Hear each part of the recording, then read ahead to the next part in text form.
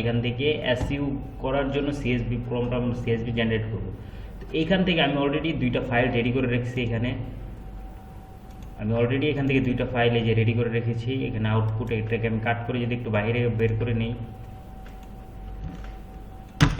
আমি কাট করে এখানে বাইরে বের করে নিলাম। এবং এখান থেকে চাইলে আপনি এটাকে রিনেম করতে পারেন নতুবা নাও করতে পারেন। আমি এসটি দিয়ে এটাকে রিনেম করে নিলাম। এরপর এইখান থেকে দেখেন কি বলছে এখানে যে আপনি আপনার ফাইলটিকে ড্রাগ করে নিয়ে আসেন। তো ড্রাগ কিংবা নর্মাল ড্রপ করতে পারেন, আপলোড এখান থেকে এইভাবে ধরে নিয়ে এসেও ছেড়ে দিতে পারেন, কিংবা এটার উপরে ক্লিক করে আপলোডে করতে পারেন। এখানে ডাউনলোডে ক্লিক করবেন এসটি।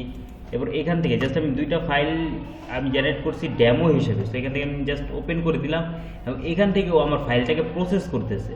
প্রসেস করার পর এখান থেকে জেনারেট মেটাডাটা দিয়ে দিলেই হয়ে যাবে। এই যে এখান থেকে ও আমার ফাইল দুটোকে প্রসেস করে নিল। এখন আমি এখান থেকে কী করবো, যে জেনারেট মেটাডাটা দিয়ে দিব।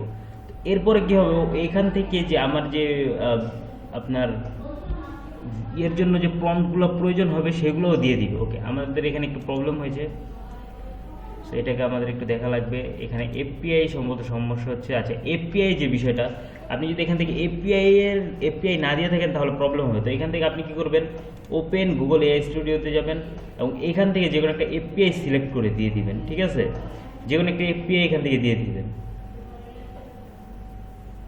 টু ওয়েট, লোড নিচ্ছে।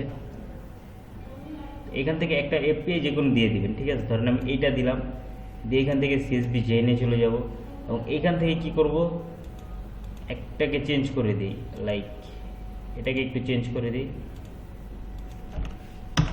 এরপর এখান থেকে আমি সেভ দিয়ে দিলাম অ্যান্ড দেন এখানে আমি কি করব, আবার আপলোড দিব। এখান থেকে একটু ইরোড যেহেতু খাইছে আমি এটাকে আরেকবার লোড দিয়ে নিই।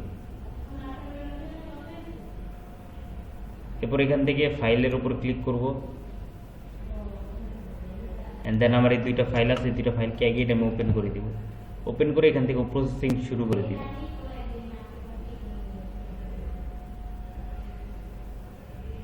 ওকে, প্রসেসিং হয়ে গেছে। এখন এখান থেকে জাস্ট জেনারেট মেটাডাটা দিব আর হয়ে যাবে।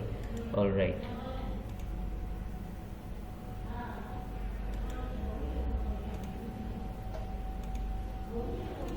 ওকে। তো দেখতে পাচ্ছেন যে আমার এখান থেকে দুইটা মেটাডাটার যে সিএসভি সেটা কমপ্লিট হয়ে গেছে।